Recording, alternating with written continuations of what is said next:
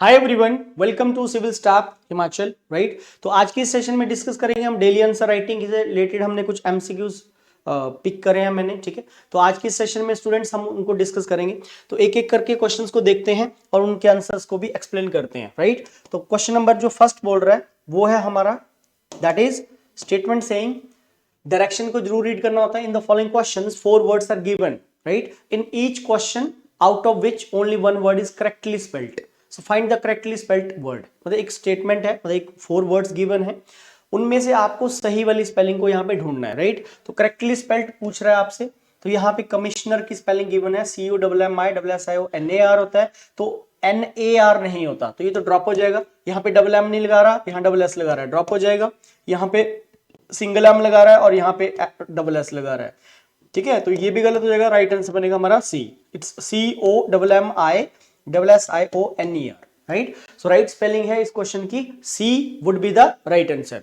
Come to the question number second question.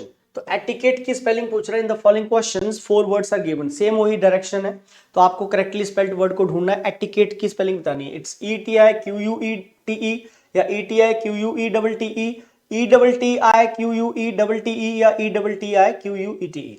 तो right जो spelling बनेगी students, that would be option number B. So etiquettes basically manner को बोलते हैं, manners जो होते हैं उसी को एटिकेट बोलते हैं, तो एटिकेट की राइट स्पेलिंग होगी B. Come to the question number third question की बात करें तो यहां पे बोल रहा है opposite meaning, which is opposite in meaning, पूरी डायरेक्शन।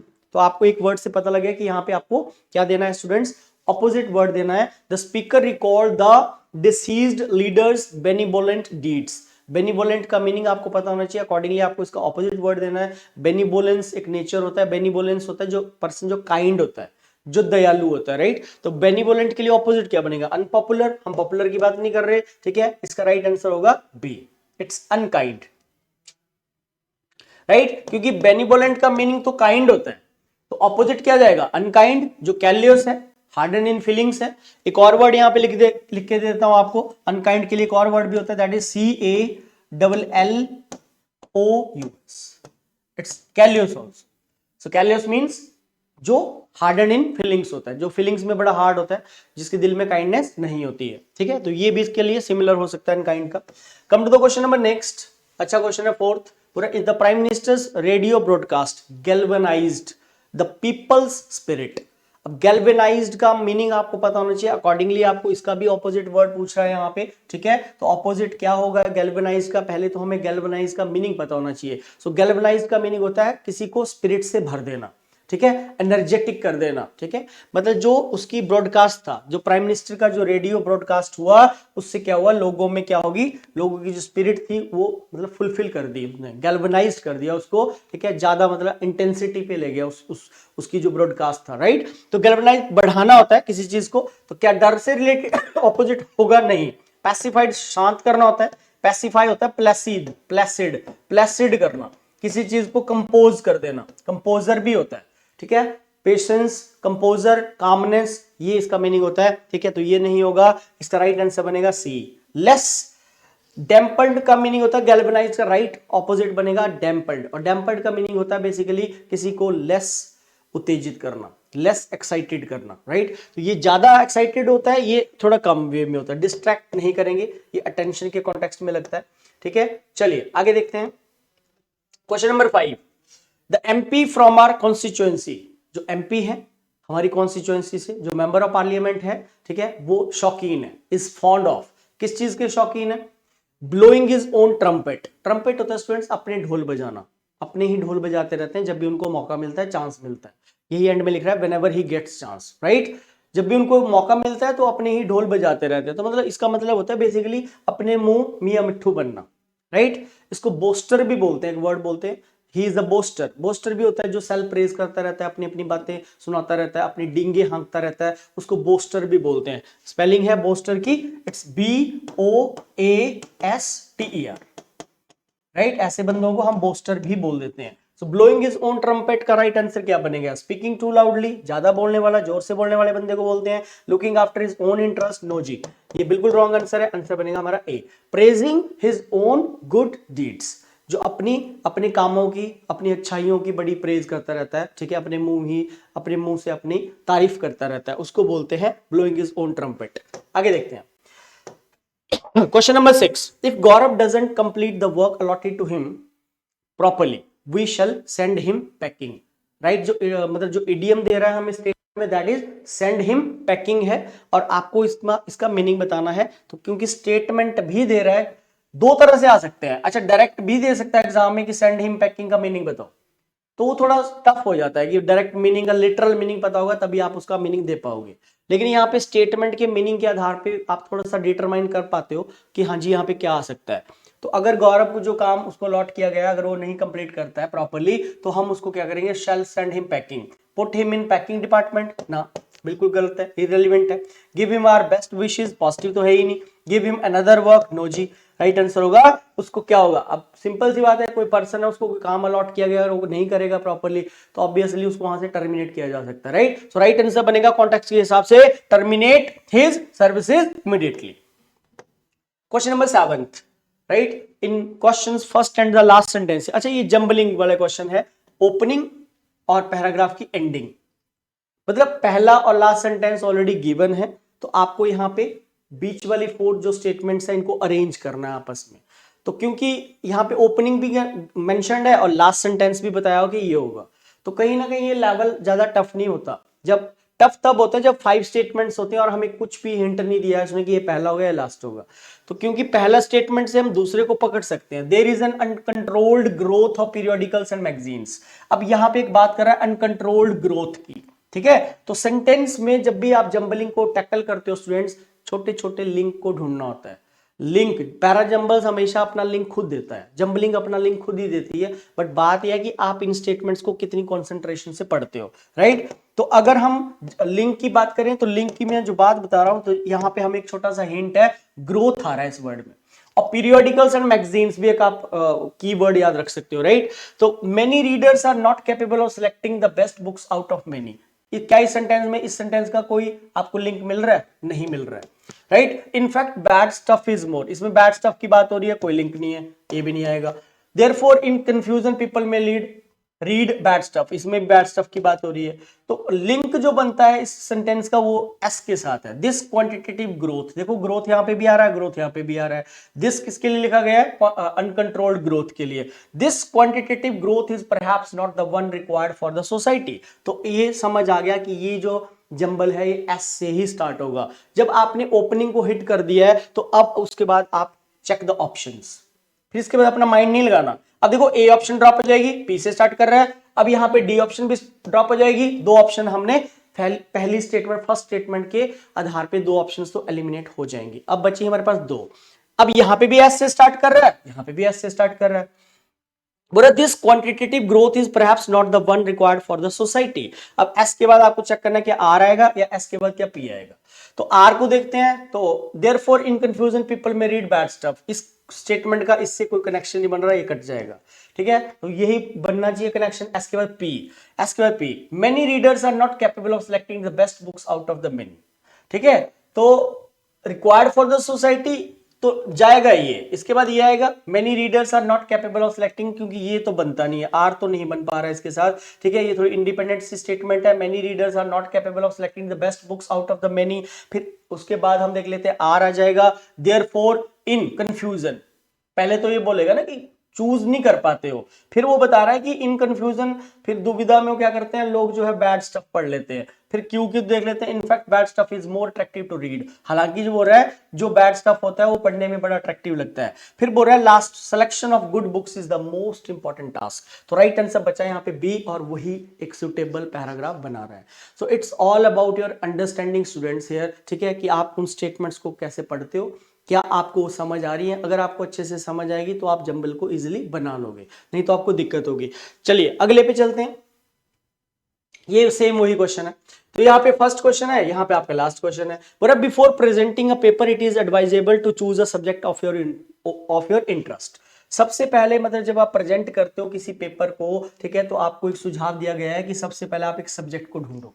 तो पहले तो सब्जेक्ट ही माइंड में लेके आना पड़ता है ना कि किसके ऊपर मैं लिखूंगा, ठीक है, या मतलब क्या मैं लिखने जा रहा हूँ, क्या प्रेजेंट करने जा रहा हूँ, तो उसकी पहले हमारे अंदर थॉट्स होनी चाहिए। जब आप ये कर लेते हो तो फिर नेक्स्ट क्या करोगे, read up about it before you right the paper. तो जब आप पेपर लिखने लगते हो तो उससे पहले पहले आप उसको रीड करते हो, ठीक है, उसके बारे में पहले आप अपने माइंड में कुछ लाइंस कनेक्ट करते हो, फिर उसको लिखना स्टार्ट करते हो, राइट। जब आप ये करते हो तो मतलब ये क्यू से स्टार्ट हो रहा है, क्यू से स्टार्ट हो रहा है तो आर से तो नहीं होगा, देन तो मतलब बाद में आएगा, कोई हैपनिंग पहले होगी तभी वो आएगा, ठीक है। तो आर वाले ऑप्शन तो कट गई, ठीक है। यहाँ पे पी दे रहा है, पी देख लेते हैं, when presenting your paper speak distinctly, speaking की बात कहां हो रही है, पहले तो लिखेगा तभी तो बोलेगा, तो पी भी कट जाएगा, एस भी कट जाएगा। एस क्या है, वाइल रीडिंग, रीडिंग वाली बात, यू शुड मेक नोट्स, तो कोई हैपनिंग तो पहले होगी ना, तभी तो आएगा, तो आंसर बच्चा हमारा सी, सी ही इसमें राइट आंसर है। मैंने सिर्फ पहला ही पकड़ा है इसमें, ठीक है। आगे आप देख सकते हो, चेक कर सकते हो, आपको बिल्कुल पूरा पैराग्राफ की मीनिंग बन जाएगा।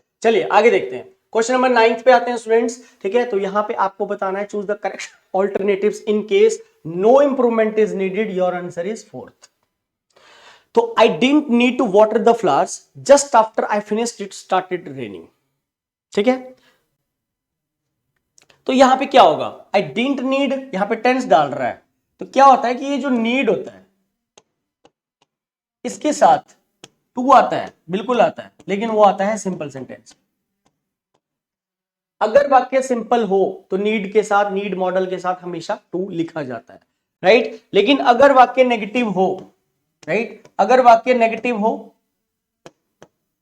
और वाक्य आपका इंट्रोगेटिव हो तो उसके साथ कभी भी टू नहीं लगाते। तो क्योंकि यहां पे टू लिख रहा है तो नो इंप्रूवमेंट तो ड्रॉप हो गया, मतलब यहां रिप्लेस तो होगा, क्योंकि नेगेटिव सेंटेंस में नीड के साथ टू नहीं लिखते, राइट। तो I didn't need to go there, ये टेंस वाली स्टेटमेंट है, ये फैक्चुअल बात है, एक रियलिटी है ये। जबकि मॉडल जो होती हैं वो स्पीकर के व्यू पॉइंट को डिनोट करती हैं, मॉडलिटी वही होती है जब आप अपने अपने व्यूज को, स्पीकर की बात को बोलते हो, ठीक है। जैसे मैं आपको बोलता हूं यू शुड वर्क हार्ड, तो मैं ये ओपिनियन दे रहा हूं कि आप लोगों को मेहनत करनी चाहिए, लेकिन आप बोलते हो कि you have to work hard, तुम्हें मेहनत करनी पड़ती है, तो तुम्हें मेहनत करनी पड़ती है, रियलिटी है, इसमें मेरा कोई ओपिनियन नहीं है, लेकिन मैंने बोला यू शुड वर्क हार्ड।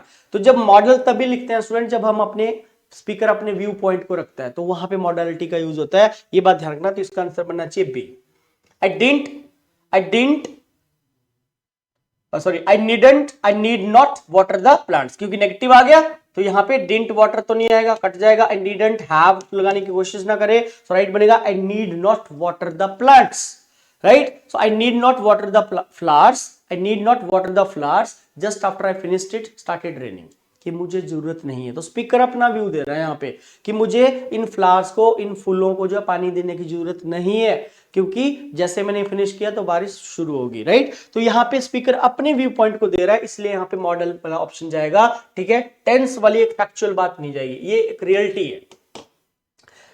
चलो आगे देखते हैं, क्वेश्चन नंबर 10, वन मस्ट ओबे हिज पेरेंट्स। तो क्या होता है स्टूडेंट, ये जो वन होता है ना, वन, ये एक्चुअली एक इंडेफिनिट प्रोनाउन होता है, this is an indefinite pronoun, ठीक है। ये एक इंडेफिनिट प्रोनाउन होता है, ना तो ये फर्स्ट पर्सन होता है, ना ही वन सेकंड पर्सन होता है, तो क्योंकि वन जो है कोई भी हो सकता है, ठीक है। तो ये इंडेफिनिट प्रोनाउन होता है, और इसका जो केस होता है, जैसे एक सब्जेक्ट होता है, एक ऑब्जेक्ट होता है, एक पोजेसिव होता है, ठीक है। सब्जेक्ट में ये वन होता है, ऑब्जेक्ट में भी ये वन ही रहेगा, और पोजेसिव में क्या होता है, ये वंस हो जाता है। तो यहां पे हम ही तो नहीं लिख सकते, ही तो नहीं है कि ही के लिए हम हिज लिखेंगे, तो आंसर होगा C, it should be one must obey once parents, right answer would be option number C. Come to the question number 11th। तो बोला the gentleman together with his wife and daughter were drowned. जो drowned verb होती है ये living being में लिखी जाती है, और जो आपकी सिंक वर्ब होती है उसको हमेशा नॉन लिविंग में लिखा जाता है, right. Drowned is use for living being, क्योंकि जेंटलमैन की बात कर रहा है तो वहां पे ऑब्वियसली ड्राउंड तो ठीक लिखा हुआ है। अब क्या होता है कि ये जो जेंटलमैन है ये सब्जेक्ट होगा, टुगेदर विद ये एक प्रेपोजिशन है,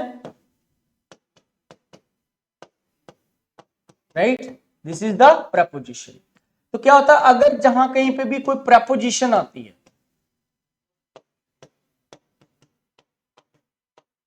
उसके बाद ये जो आ रहा है यहाँ पे his wife and daughter, his wife and daughter, तो ये इसका ऑब्जेक्ट है और प्रेपोजिशन से पहले हमेशा क्या लिखा जाता है, सब्जेक्ट।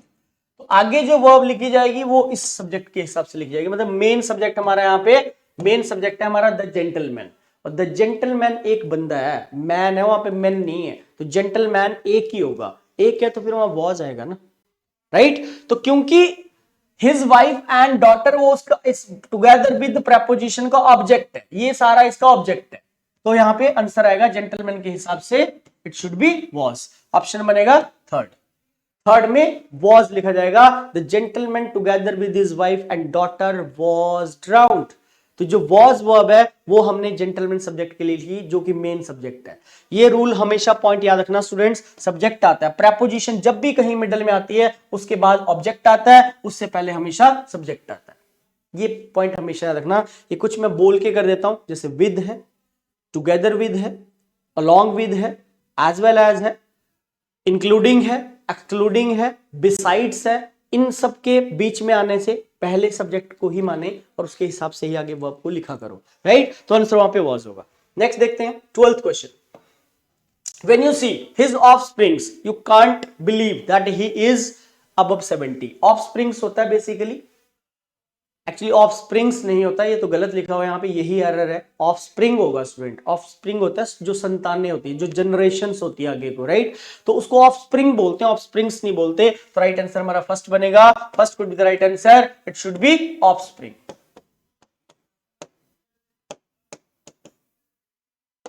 क्या बात क्लियर है? क्या यहां तक बात क्लियर है? आगे देखें, ठीक है। ये क्वेश्चन रिपीटेड है, आई थिंक अगला क्वेश्चन भी रिपीटेड है, ठीक है। ये लास्ट क्वेश्चन आज का हमारा, it is I who is to blame, it is I who is to blame. बड़ा इंपॉर्टेंट क्वेश्चन है जी, ये क्वेश्चन भी बहुत इंपॉर्टेंट है, इसका ध्यान रखना है। ये जो हु आ रहा है मैं यहां लिख देता हूं, हु है आपका, हुम है आपका, हुज है आपका, दैट है आपका, विच, और एक वाई भी होता है। एक्चुअली ये जो वर्ड होते हैं ये स्टूडेंट्स रिलेटिव प्रोनाउंस होते हैं, रिलेटिव प्रोनाउंस बोलते हैं, राइट। रिलेटिव प्रोनाउंस कंजंक्शन की तरह काम करता है। These are called relative pronouns. मैं यहां लिख देता हूं ऊपर, these are the relative pronounce,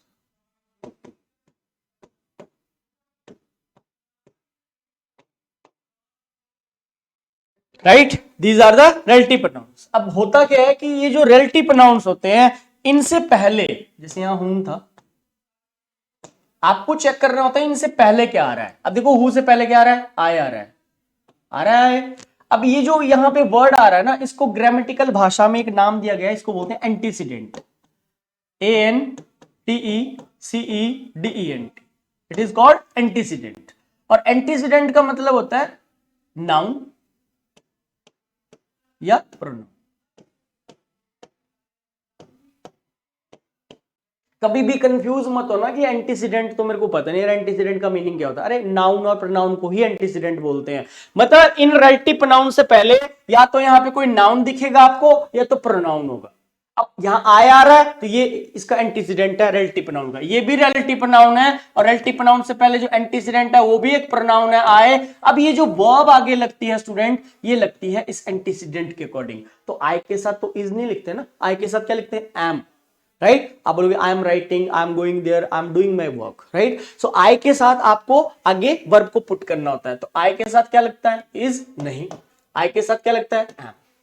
so answer है B. So it is I who am to blame. एक और क्वेश्चन करवा देता हूं ऐसे ही, मैंने बोला it is I who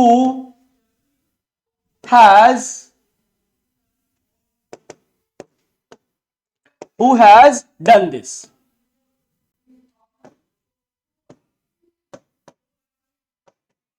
right?